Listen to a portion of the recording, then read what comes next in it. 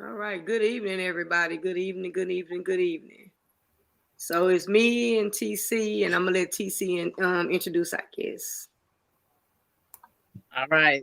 Polo, you always on time, I tell you. Always on time. No CP time here with Polo the creator. Thank you, Polo, No problem. for having this your platform. Your platform is always, very informative and educational and a lot of fun. And tonight, you and I, do our presentation and we have a guest. Right. So our guest today is somebody that is near and dear to me, and I introduce you to her, Polo, and Polo has, we've gotten, close and had started having good conversation, especially conversations about real life. Right. Okay. Right. And I think that this conversation that we're getting ready to have is going to take a part 1, a part 2, 3, 4, 5. It seems like it's going to be a lot because it's very, very important. So, in all due respect, I have a young lady here by the name of Amina. Amina is one of my students here in Philly, and I'm telling you, I'm proud of her. I'm proud of where she's going. I've always been proud of the things that she's done and how her whole mode of thinking. You know what I'm saying? Young people don't the millennials don't think like this. Right. However, they do think like this, honestly speaking. Now it's up to all of us, our generation, Polo, their generation, and generations to come, to make sure that we really tackle this thing called generational wealth, Right. but also estate planning, wills, deeds, and death. Right. I know, we always talk about it's the pink elephant in the room. Well, we got the pink elephant in the room, we got the purple elephant in the room, the red, black, and green elephant in the room, whatever color it is. Today is this, Got it. we have it in our room. Right. So I'm gonna just say, Amina, thank you, Polo, for allowing me to for us to have Amina on today. Amina is a young entrepreneur. She's gonna explain to you all her life and her, where she comes from and what she's doing at this present time and how relevant it is to us. So, Amina, without any further ado, I'm gonna throw it away, and you got it, sis. Hello, hello, hello. I want to just thank you, ladies, for the opportunity to come on today. Introducing myself. My name is Amina, also known as the Death Care Drone, but also coming on today on behalf of Own Your Mortality, and to speak about death awareness is what we're here to speak about today. But just a little bit about myself. Again, my name is Amina. I am a native from West Philadelphia. I am educated from the public and private school system here in Philadelphia. I have definitely had kind of a world of experience, kind of just, kind of coming in to where I am today. I know just kind of sharing that as far as different changes, careers, have the background in both business, human resources, as well as funeral service. Being the newer of the several careers that I have had an opportunity to come into. But just sharing, recently graduating from mortuary school, currently on the journey to licensure and becoming a licensed funeral director in here, the city of Philadelphia and surrounding states around is the goal upon. But then also in the process of doing so, having the opportunity of just consistently bringing awareness to the community of the importance of having conversations about death care or death care awareness. So in those abilities, having the opportunity to create Own Your Mortality. And Own Your Mortality is definitely an organization that was not only created for myself and the community, but my family, but also just a way or a resource or a vibe, creating an opportunity or an environment that is bringing awareness about owning your mortality, speaking about funeral service, pre-planning, and opportunities. Simply Own Your Mortality is encouraging people to live their best life. And simply, if we are living our best life, in turn, we will die our best death. So we are consistently, just on a daily basis, literally screaming to the mountaintops to bring awareness to the community and the environments around, just through education, events, tools, and things and opportunities like this of how we can help people prepare, how we can change the narrative that when someone's passing away, that yes, it will be sad, but it is not necessarily a traumatic experience for the family that is involved, friends that are involved that are actually assisting them during the time of preparing for any arrangement. So that's a little bit about myself. And Polo, you saw a saying that Amina put up on her Instagram. What was that? Hold on, let me get because it struck you. Yeah, and, you know, this was a word. It say, hello there. Friendly reminder, a GoFundMe or a fish fry are not life insurance. And I thought that was a word. Yeah, a lot of interesting stuff on her IG, and Armin just dropped her information. So for everybody that wants to go over, and it's a lot of positive on her social media, and it's but a lot of truth. It's a lot of truth. Say that again. It was. I say it's a lot of positive on her social media and a lot of truth. No. Say the saying again. Oh, I didn't popped out from it. It says, hello there. A friendly reminder, a GoFundMe or fish fry is not life insurance. So when you said that, Amina, when was that? When and what was going on at that time that you came up with that, or it popped in your head, or how did that happen? So it definitely popped in my head. I'm not even going to try to make up where I was. It could have been anywhere from me being at the funeral home to the cemetery to driving. It could have been anywhere, because consistently 365, 24 hours a day, my mind is consistently saying, how can I help someone else not to experience something that I've seen someone in that day and or previously in that day experience per their loved one losing. But how that came into fruition, definitely having the experience with several families where unfortunately they experienced the loss of a loved one either unexpectedly and or it was something that was actually just coming along, and unfortunately the family either did not have the ability or was not educated, or for whatever reason they unfortunately did not have life insurance. And in this day and age in 2021, it is a very popular thing in a time of need that they are trying to raise funds and things of that. Definitely in the day and age now, also with the increase with, violence in the city and things of those, where there is a huge increase of immediate at need, unexpected passing of loved ones. And a lot of times the family financially is just unable to suffice the effects of unfortunately losing their loved one. So they are setting up GoFundMes and they are having fish fries there. It's a different creative. People get creative, of course, in the time that they can. But I mean, those are the two major things that did. And even just expressing that life insurance as a whole is another different umbrella or a financial tool that we try to even encourage to say to people that it's actually not just for burying or cremating or the actual funeral service portion of when you're passing.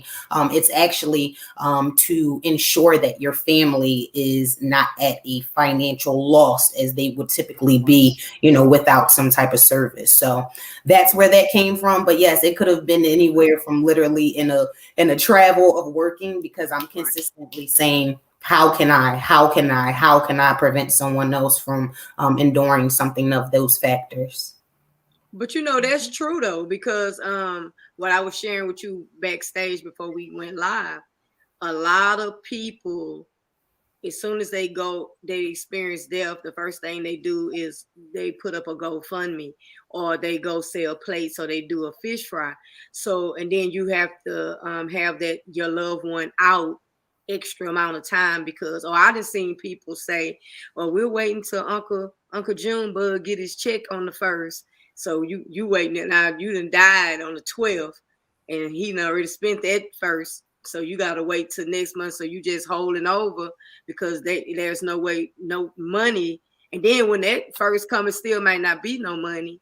And then you have a lot. The one thing I can say, me personally, I don't give to GoFundMe's because I feel that it may be selfish, but I mean, I got to be honest.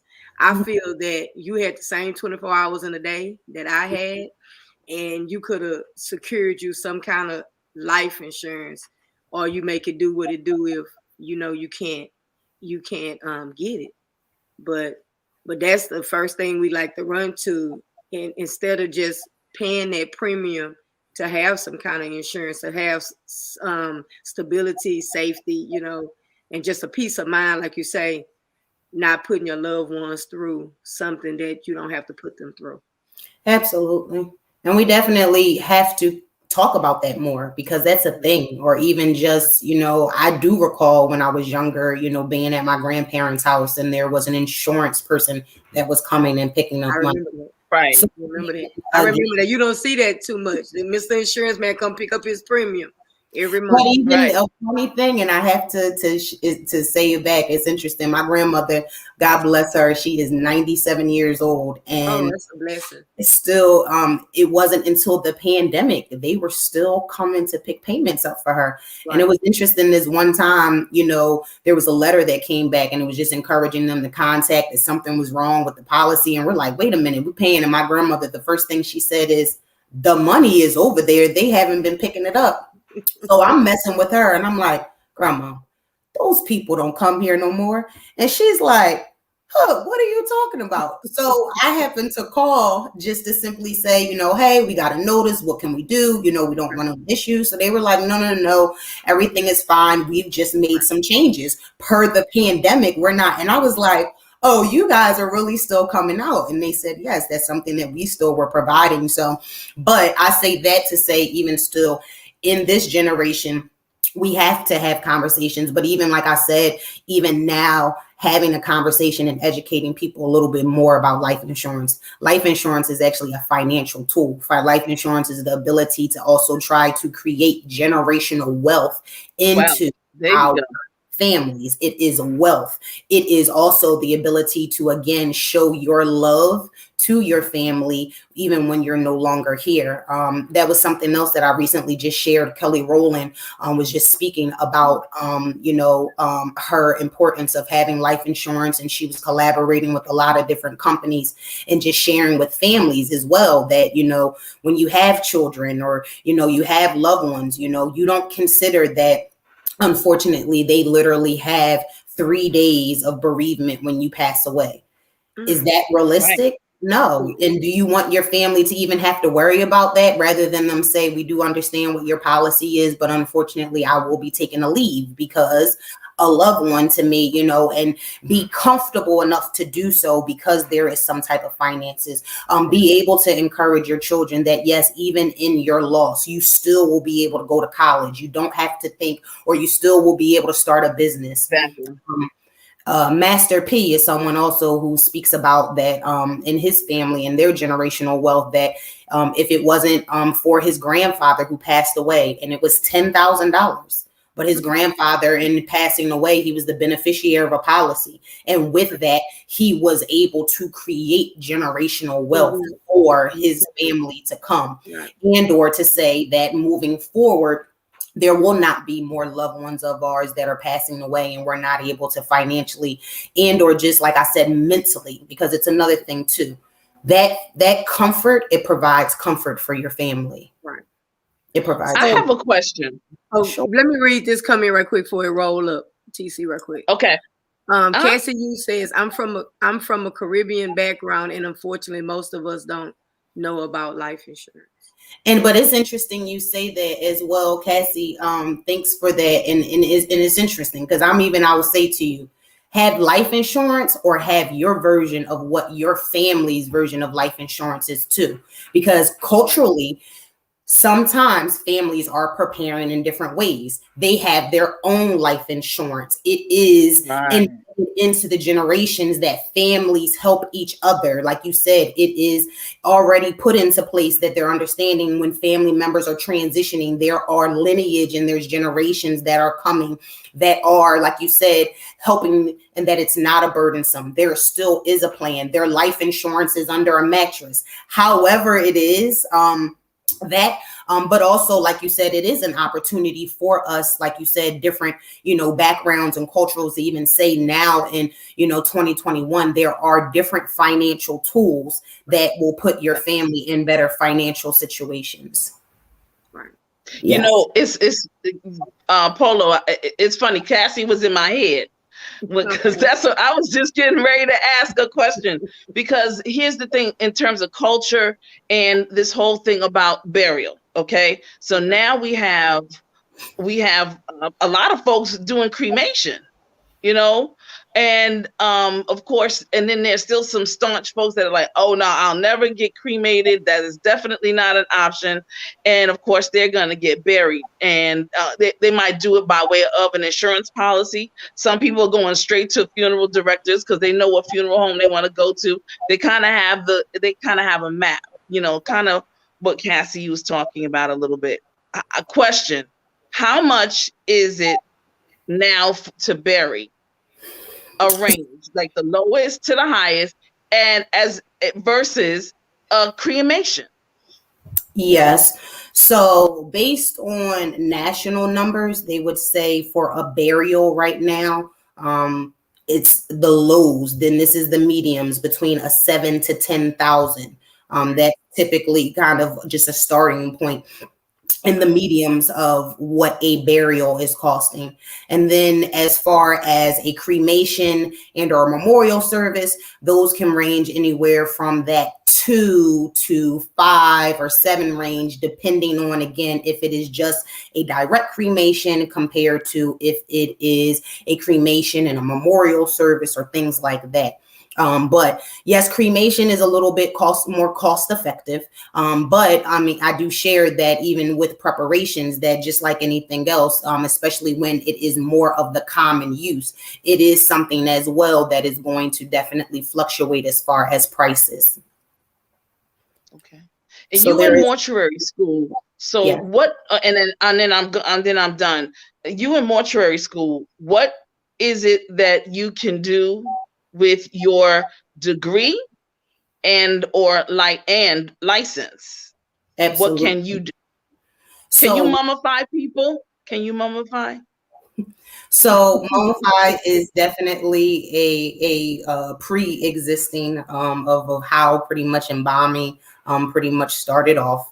So it's typically not something that is typically done anymore. But with a degree in mortuary science, it depends on what state that you're in. Some programs will have you where you are eligible to be licensed as a funeral director. And then there are some programs that will make you eligible to be licensed as a funeral director and an embalmer.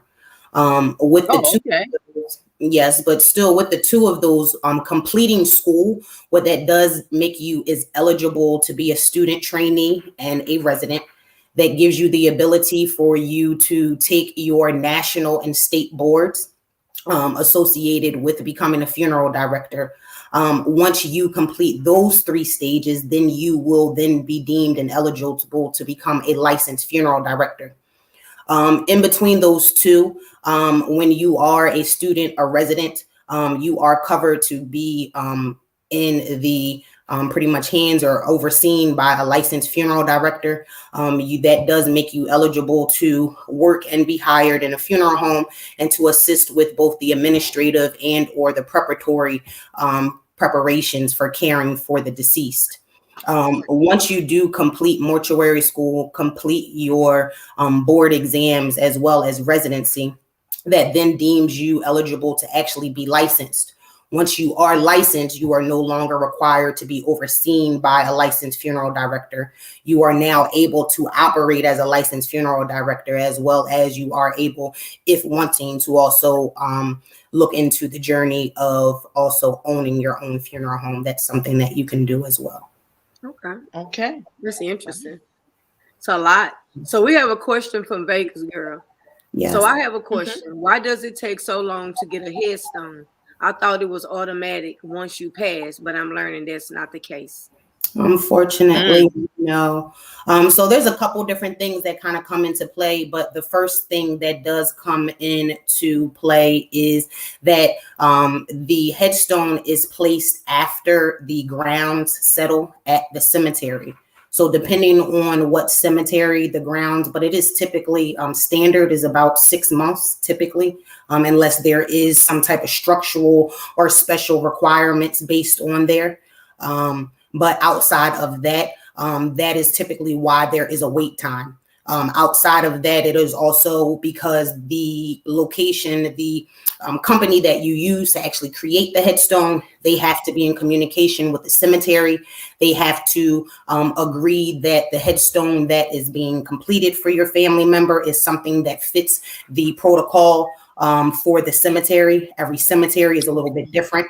Depending on what cemetery and what area you're at, each marker is a little bit different. So with that process, in addition to, of course, it takes time to create. Those stones are something that takes time to create. So that is the reason why there is a little bit different of a timeline. Now, definitely the headstone can also, that process can be started prior to as well. That is something where families, again, you can work together, make a design, make a plan, start making payments on there. A lot of times now, the only time that that's a little bit different when it's automatic is, say, for example, there is a loved one who passed prior to, and you are now adding a loved one to that same area. Typically, in that prior time, if you've already had a headstone was for that loved one, then of course their name would just be added later on at that time. So then in that case, that deceased would be able to benefit of what they would say is now having a headstone automatically available for them. Right. I know. Good question. My That was aunt, a good question. we bought a headstone for my aunt. My aunt, she was 90. She passed in July. And I know they was telling me at that time, okay, it was in July when I was inquiring. So they told me the cost of what is it brass? What's made, what they make the headstones out of it, whatever that material was, it was going up in August because of the pandemic. And then they told me that it was, so we didn't get her headstone. I just got the call a few weeks ago that they just placed her headstone down, and this is October. So you think about, we paid in full in July, mid-July, and it just went down. So it was what, about 3 months or something like that. But they did say they were behind and it would be 3 months or more.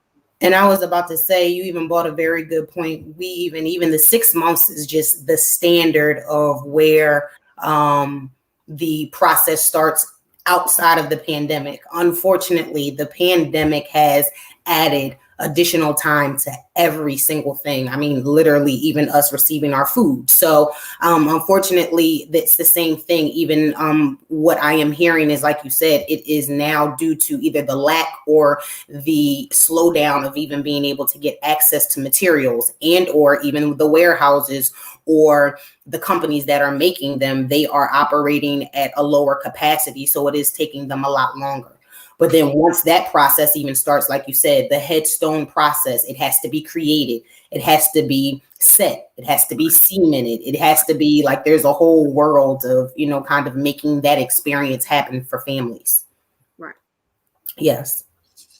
I want to share this with y'all. I was looking up just mortality and accepting your mortality is beginning to live well. So that's what it was saying. So it was 8 things that they were saying to help you accept your mortality. Number 1, get comfortable with death. Number 2, talk about it. Number 3, learn about it. Number 4, take stock of your life. Number 5, strengthen your spirituality. Number 6, appreciate life. Number 7, attend death events. And number 8, explore death. I thought that was your mortality. This is exactly why we've definitely created it, because it's important. Or even like you said, the gist.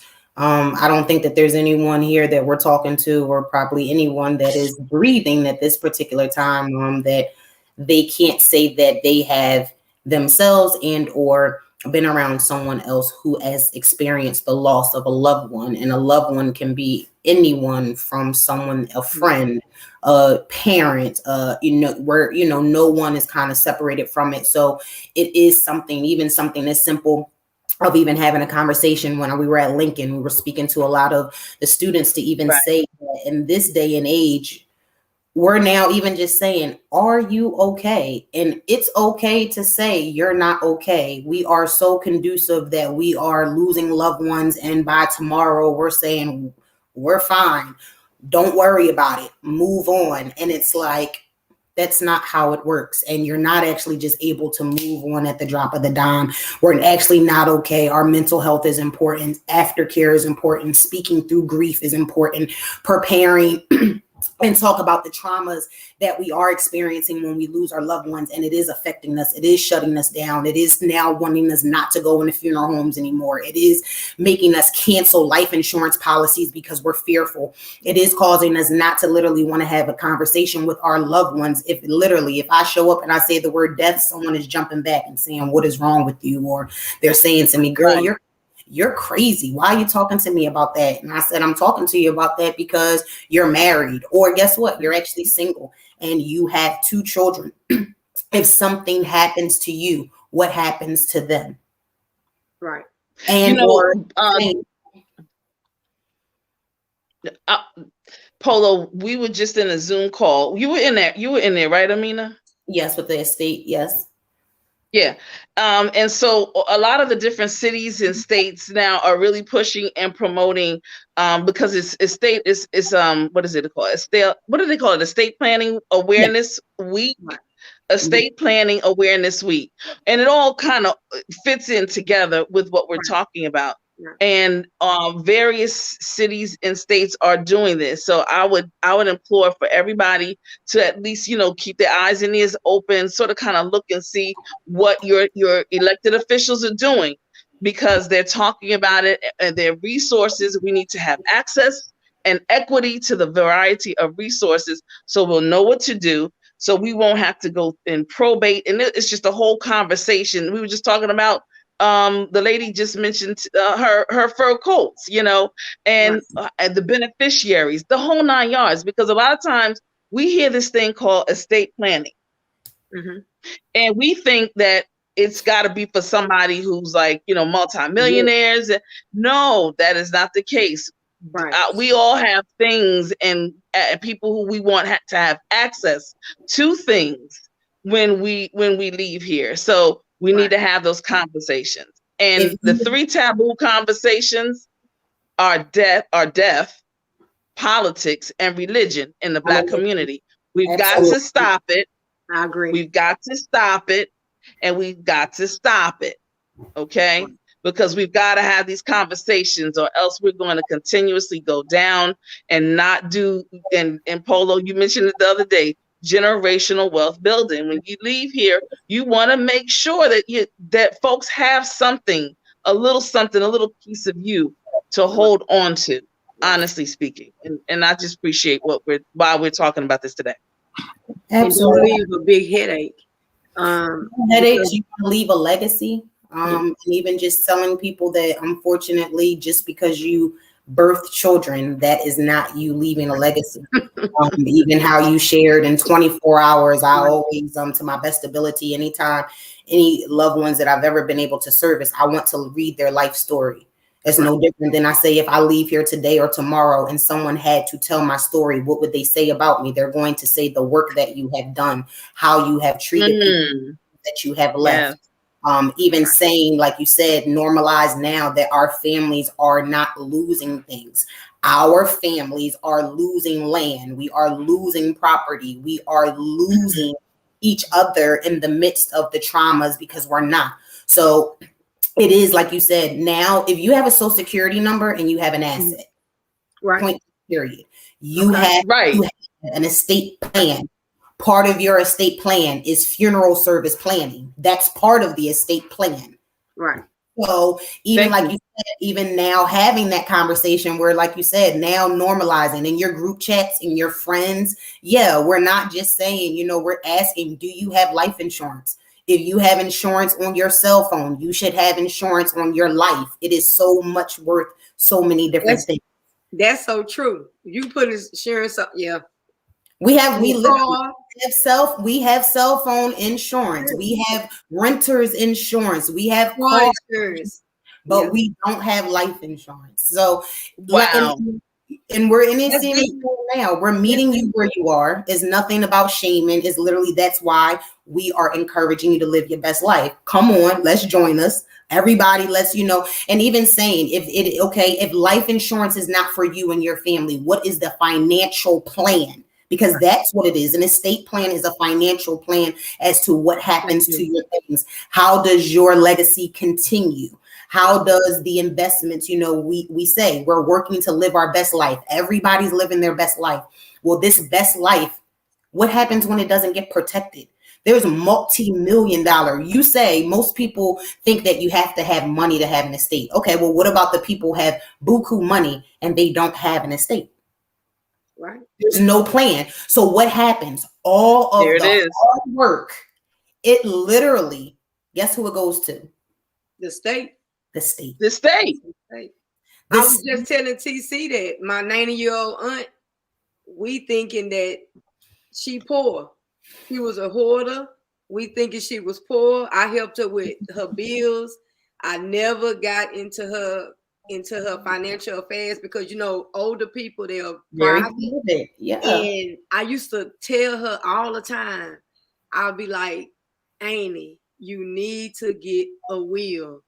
And a lot of people don't know I am a certified paralegal. So I drew up me and my wife's will. I'm getting ready to draw up my daughter's and everything. And I told her, I said, I don't have to draw yours up because I don't want you to feel like I'm trying to see anything. I say, but you need to go and talk to somebody to get you a will. So she was supposed to go talk to somebody, then the pandemic happened. And actually, like you said, even encouraging people to, like you said, get help. It is very important. I know that, you know, and it's interesting because it's like no one wants to pay a lawyer. No one wants to talk to a paralegal. No one wants to talk to individuals that are familiar with the laws. But again, no difference. It is an investment. You have to. But then you ask, if you are a multi-million-dollar or you're a billionaire, how is it that you're stating that, you know, just important? Everybody says the first thing that you need is an accountant. Before you get an accountant, you need a lawyer. You need a lawyer. That is important. It is important for you to have these conversations. But even like you said, again, changing the narrative that this is something that we keep in our back pocket now. There's nothing for us, like you said, to be able to reach out to our lawyers and say, hey, what is the best? Can you guide the family? This is the outcome that we want. Right. And with this outcome, can you talk to us about the best plan to make for our family? Like you said, what happens when individuals have children? If something happens to you before, can you name one person that you would feel comfortable enough that you're saying is responsible for your children? We don't consider that. We don't do that. We don't consider any of that. And again, don't get me wrong. No one wants to sit around and talk about your end of life. But I guess I say that the reality of it is that you're actually not really talking. You are talking about your end of life because nothing lasts forever. None of us, we joke and we say, none of us are going to make it out of here alive. That's just not how it's going to be. You know, something that you said in your motto, living your best life, dying your best death. And you know what, since we've been talking, what clicked is you are living your best life to know that if something happens to you, if something happens to me, I know my loved ones are taken care of. So in that security, I am living my best life. But, you know, just to say about my aunt, now I am paying out the butt for an attorney because now we are in probate and we've been in probate since July. Oh, wow. Yeah. And And it's a pandemic. You possibly might be in for a year to two. It's a possibility. I'm here. Right, that's what I'm saying. Then we in probate because it was too much money to let the state have. We didn't know she had this, and all it took was to say, "I want this to go here." And I want to say this to everybody that's out there that's listening, that I found that in Texas, that I think is wrong. So I don't know if it's in other states, that I think that is so wrong. I feel like if you go to a bank and you have $5 in the bank, they should ask you for a beneficiary. So most banks don't ask for beneficiaries. So that means, just say, for instance, use myself as an example. I'm married, and if something happened to me, and just say I didn't have life insurance, or it was some kind of expenses that came up that my wife may need the money. If she's not a POA, not POA, POD, payable on death. POD. A POD. If she's not the POD, which is the payable on death, she can't touch that money until that will is probated, if there's a will, and if there's no will, until it goes into probate and an executive is named. So that's something that y'all need to know out there, that you need to go put beneficiaries on your bank accounts, because if you don't, that money is stuck. It's stuck. But if you are the POD, you can walk in there with your ID and you can say, "Hey, give it to me." Well, guess what? That's when right. they have estate plans, that person is definitely written in there. And like you said, part of your estate plan is having your beneficiaries updated. And it's not just your beneficiary for insurance policy. It's a beneficiary for your bank accounts and vice versa. But like you said, this is why we have to have the conversations. And it's simply to ensure, again, your family is comfortable. Right. You know, but then maybe some people don't know. So then again, I have to say, when you pass away, it does cost money. It does. No matter how sad it costs money. And it costs money based on what it is that you want, and or your family, whoever is going to be making the decisions, is kind of wanting. But in those factors, like you said, it is a thing, and is it a process? And unfortunately, like you said, it's sad to see that when families were not educated and they're not aware and they are experiencing this, like you said, there is money that's in a bank account. And unfortunately, they called the bank, or they went in there, tried to get the money from the bank, and they were not listed on the account. So what happens? It's locked. Again, I try to, explain to people, don't take it personal. It's simply put in place to, again, protect that something is being taken from you rather than something that is positive. So in the factor of it, I say, what's an opportunity? How do we prevent another one of your family members to experience this? Right. Personally, myself, I just experienced with myself and my parents, where I literally, again, had to own my own mortality. I had to walk into a bank and to be added to my parents' bank account, so that if something never happens, I have the ability to handle the business. But again, it's because what business? The plan that they're talking to me about. So even to say, I tell people, I can follow some directions. I can follow some directions. It's a little hard for you to want me to create a plan that's also in kind of distress, or even I say to people and try to, have live conversations, and people say, when's the best time to happen? Typically when somebody passes away, when the active things are going on, when you're sitting at the table eating chicken, when people are in a disarray and things are going on, because it's simply to say, this is not what I want to have someone else endure. We were at a family service, and we were kind of, doing the old school thing, and at a repast and serving and different things like that. And one of my aunts made a comment, and she was like, yeah, I don't want you guys doing this. Right. I don't want this to be on my family. So I am going to make some different plans that we're able to get some things a little bit different, because you're simply saying, as you're observing and you're not ignoring, how can we keep ignoring our mortality? And it is literally in our face, consistently. In our face. It's in our face. You know what? I do want to just go back to number one, making sure, if possible, your family can have an attorney, and then of course an accountant. Let me just say this: yes, it is costly, because you know how lawyers and accountants get down. However, they went to school and they probably have a student loan, so they need to get paid like everybody else. But here's the thing. There are these people called the barristers. Yes. And barristers are Black attorneys. That are And what they do oftentimes, and it's not just the Black attorneys, all attorneys do this because they have this thing called pro bono hours that they must adhere to because when they pass the bar. Right. Okay. And so, they have a plethora of attorneys, barristers. I deal with the barristers, the black attorneys, and they will assist you and they will meet with you and sit down with you. And sometimes they will go through a whole workshop with, your church or your family. Right. And if you know them, depending on, you can barter, whatever the case may be, who knows what the situation is. Right. The same thing with accountants, the National Association of Black Accountants, NABA. Mm-hmm. National Association of Black Accountants. They too, there's a variety of different types of accountants and levels of accountants. So you have a book, I don't want to say a bookkeeper, but you have an accountant that has the degree. Then you have a CPA, certified public accountant. Then you have a forensic accountant. Then you have a cyber accountant. That's a whole nother level.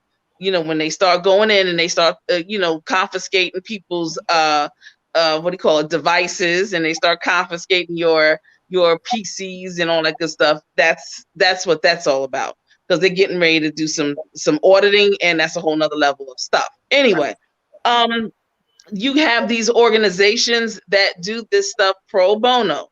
Barristers, National Association of Black Accountants, and they will help you. They have pro bono hours that they must adhere to keep licenses and to keep themselves barred. Okay. So also, if you have a law school in your town, they too have, the law student sometimes will will do some. Exactly. They'll do some things for you, and they do it. And then of course they have their professors who are attorneys, who have been around for like 20, 30 years that will look over all of the work, but they will do it pro bono because they're trying to get their feet wet. So here's my thing. No excuses. There are resources that are out there. Sometimes you may just have to put something out. You might have to put some money out there. Yes. But education, my professor said, if you think education is expensive, try ignorance. Right. There you go. All right. Ignorance costs more. But like you said, there's definitely tons of resources out. Some of them definitely are free. Some of them do cost money. But even I remind people, it's an investment. We are literally blowing $180 on sneakers, and we don't think twice about it. But we don't put $20 in that.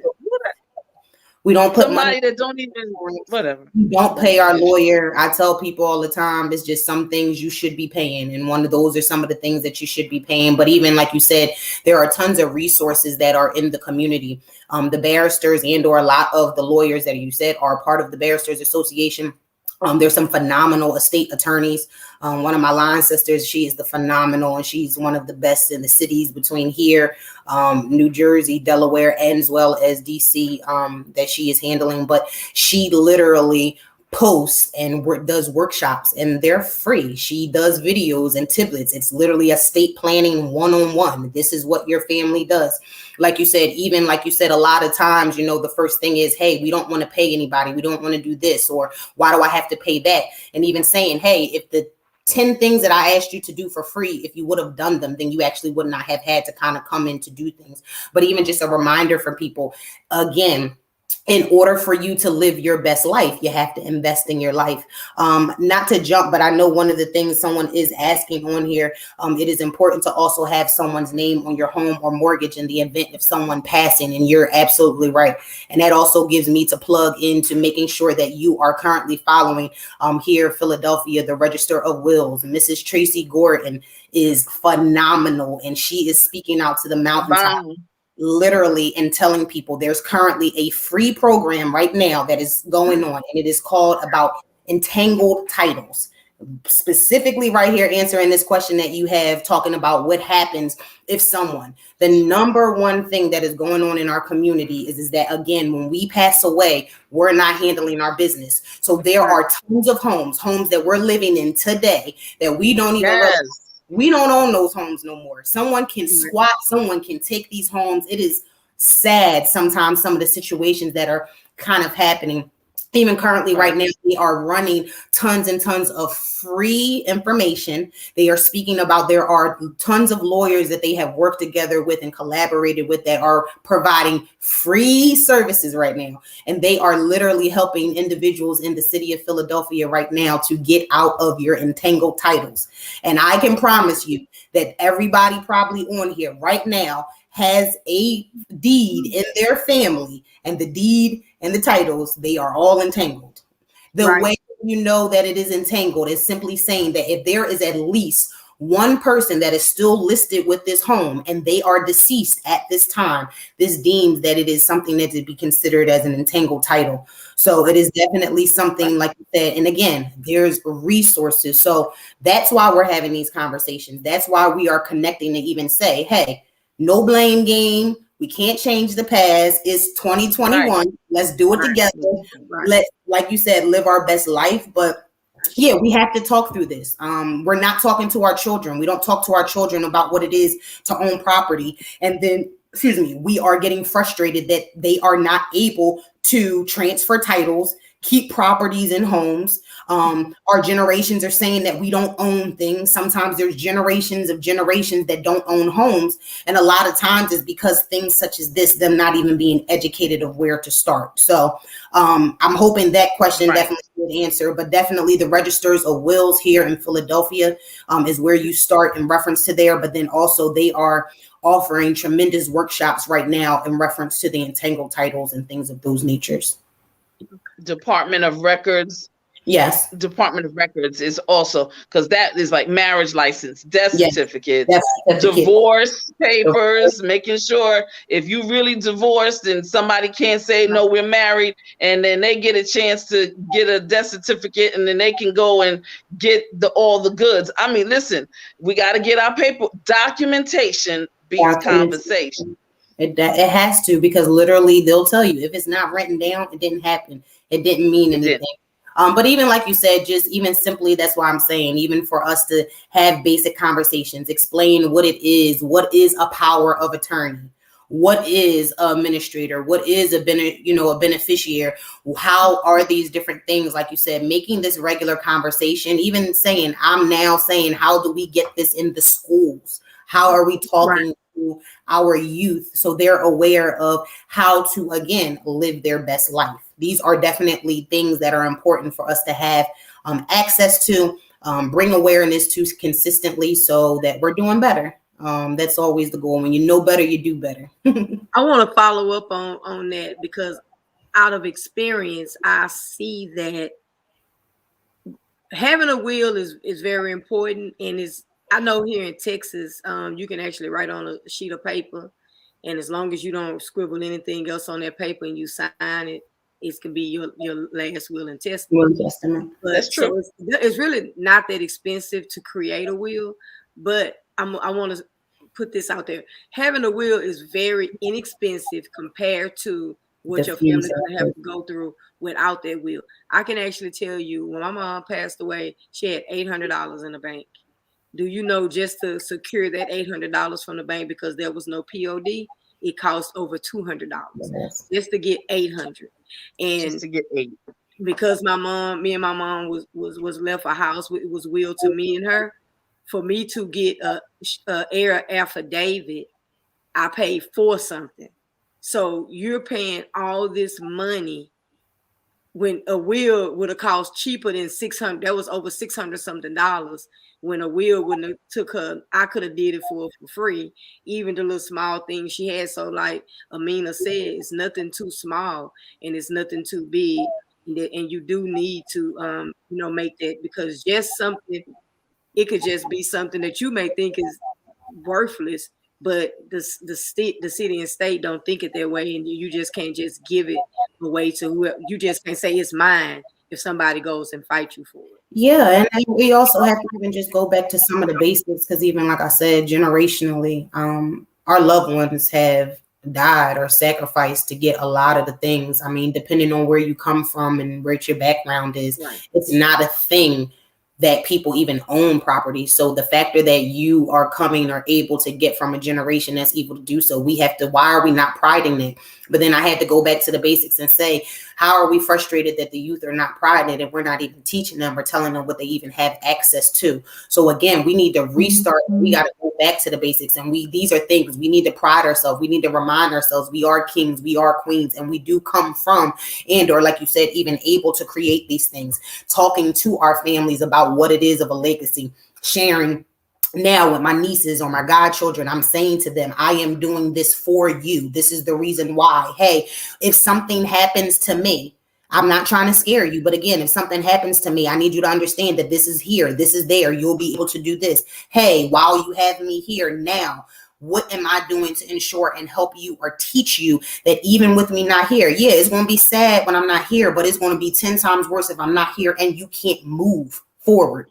So what can I do to at least say to you, hey, if even when I'm not here, you're going to hear my voice and say, Amina said this, she left this, it was a plan.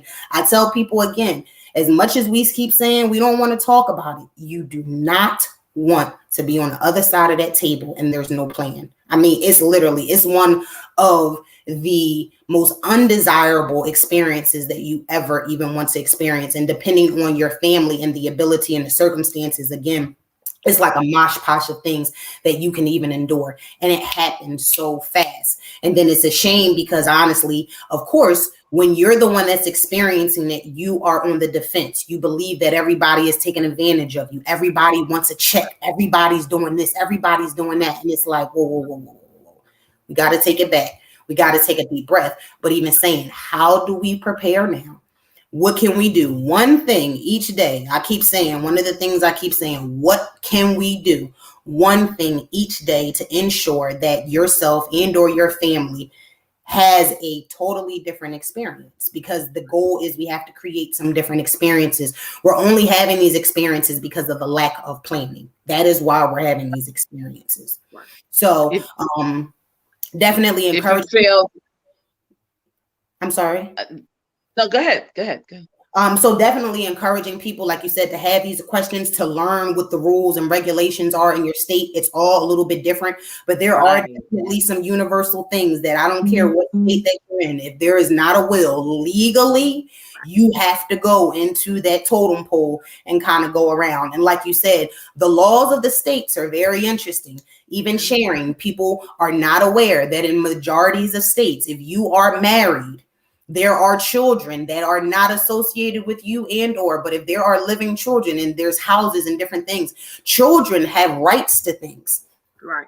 So you're not even, there have definitely been a lot of experience where loved ones, they're displaced out their homes. They're, experiencing a lot of different things. Yes. And saying, hey, I have rights. I have this. And then in real life, actually, they don't. So again, always with if you're working towards living your best life, in turn with that will ensure that your family and friends are actually doing the same things around you as well. So that's just a constant thing of trying to just have that conversation. So Polo, I have, is that a question? No, that was just encouraging to check me out on Facebook. Looks like. Oh, okay. Yes. You know what, Polo, Amina is so freaking serious. Okay. Right. She's so always serious. So I have 5 questions. I just have 5 non-serious questions. So you just give me, it's a one answer. Just that's all. So you'll hear it. And I just want people to see how really cool you really are, even though you're very serious and you're still cool. But you'll hear it. You'll see where I'm going. But she's passionate. Absolutely. We're gonna wrap up. So here we go. Go ahead. Okay, it's real simple. So Amina. Yes. Stilettos or sneakers? Both. Both. A very even, but I'm a sneakerhead, but definitely both. There you go, sneakerhead. Both. Okay. Skiing or beach or the beach? Beach. SUV or sports car? That is a very hard choice. I am both, but currently I am a Jeep. I am a Wrangler girl, but I aspire to get a sports car hearse. So I'm Okay. definitely All right. Two more. Brussels sprouts or collard greens? So if you asked me this about a year ago, hands down collard greens, but I have definitely got into Brussels lately. So, but if I had to pick one, I'm going to say I'm still a collard greens girl. All right. Now, last but not least, now this is gonna take you to the highest of the heights. Okay. Okay. This last question. Tupac or Biggie? Now you better Oh, answer this right. wait, my shirt tells you Tupac. I'm a product of hip hop culture. Okay, I'm definitely a product. Okay. Okay, but Tupac or Biggie? both. I'm gonna say both, but I will definitely say for lyrics, I'm a Tupac girl. I'm definitely a Tupac girl. Definitely a Tupac girl, but I love Biggie too. I definitely love Biggie too, but I'm a Tupac girl. Lyrics to the end. Okay. You know, I just had to ask those lively questions since we're talking Oh. about other stuff. Just to get But the fun anyway, side of them. To get the fun Yes, yeah, yeah. I am alive. It's interesting that you say that because that is one thing that it keeps me humble. It even reminds me, even as I aspire daily in the business and learning to also say that I try to be as a normal and regular person as possible. And the reason for that is because I want to actually put away even the stigma that we're fearful. Growing up or even noticing even now, a lot of times the reason that we're fearful about death is because we think it's some type of like dark, gloomy world. Or even I've had the conversation with somebody and say, so if you were sitting next to your grandmom at one point in time and you're telling me within the next 5 minutes she happened for some reason to pass away, she becomes scary to you? Is that what your thoughts are? But I even say that one of the things people say, like, I've never met someone like you. You're not dark. You're not scary. I mean, I do wear a lot of black, but that's just because it is one of my favorite colors. But outside of that, just remaining to be just a regular person and full of life. I try to do my best to speak life into people daily because the reality of it is that I'm consistently around people that are hurting. So I'm consistently trying to give them light, give them hope, give them just a little inch of inspiration to say that they can do this. Because even again, sitting at the table, I've experienced one time of sitting at the table in arrangements with one of my bosses before and making arrangements with a 18-year-old girl. Her mother and two of her siblings had been murdered, and she was 18. And unfortunately, the only reason that she wasn't murdered is because she was away at school. So it was like, at 18, what do you do? And you want me to ask her literally to make arrangements for 3 people, that her mother and her siblings, but even to say before we can ask her to make arrangements, we need to give her a hug. We need to give her some life. We got to bring some life into her so that she is able. So just daily, I continue to say that I pray for life within myself. But even like you said, yeah, I got to go from the hills to the sneakers. I have to go from Biggie to Tupac to Meek. Like I have to definitely have that. Or even like I say, music is life to me. So even like you said, ministering to people through music or encouraging them to give them some type of uplift. But I'm definitely probably the opposite of what you usually see in a funeral home. Well, I know we having fun, but I got a previous engagement and I got the GO. But Amina, I enjoyed you. We're gonna have to get back on here for yes, this was amazing. Because there's some stuff I still want to ask, and I'm sure everybody gonna get to thinking, the wheels gonna get to spinning. So I do, and then maybe we can do it on a different date, and we can have as much time as we need, and we don't have to like cut it off at an hour. No, absolutely. But I am happy. Please, everyone. Again, I just want to thank everyone for this time and opportunity. But I encourage you to please, please, please do not be a stranger. Reach out to me. I believe I'm following you already, so I'm gonna be reaching out, talking to you, and seeing me and TC can plan the next one with you. Any questions? I do want to talk about the hospital part, like if DNRs and stuff like that. So I think we can go further with we can touch on more. Yeah, I'm definitely even bringing some more people, just even some people to share, like you said, having some experiences of maybe sharing, having some people come on and actually speak about what it is to be in hospice, or speak about what it is actually to be in the hospital, because that's even a whole side as well.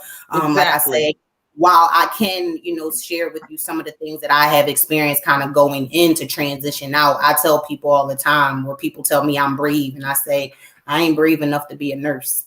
Or, honestly, I say a lot of times, even not to, the questions that I have of did anyone ever touch you before? Or did the, creepy things kind of happen? I do share with them that actually you have to talk to someone who works in hospice, or as a nurse who actually works in a hospital, because by the time that the funeral home is coming in, typically for the most part, a lot of those end of life, transitions and changes that actually happen physically with the body, it's actually happened and done already. So again, it is a totally different experience. Hospice alone is another transition. So the topics are raised, are definitely ongoing. So please, I'm here to be a resource. Please feel free to always reach out to me and make sure you guys are owning your mortality every day. Right.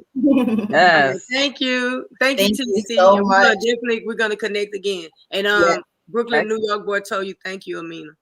Thank you so much. It was a pleasure. Brooklyn, New York boy. Thank you to the chat. Thank you. Thank you, Mina. Have a good one. Okay. Bye. Peace out, Polo. All right.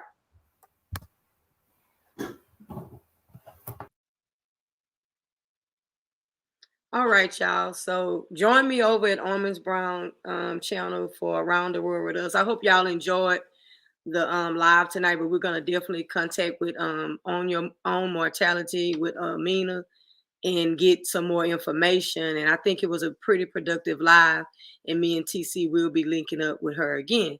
So everybody, y'all have a blessed evening, and we're gonna go on over to Almond Brown 09's channel for Around the World with Us, and y'all have a nice evening, please.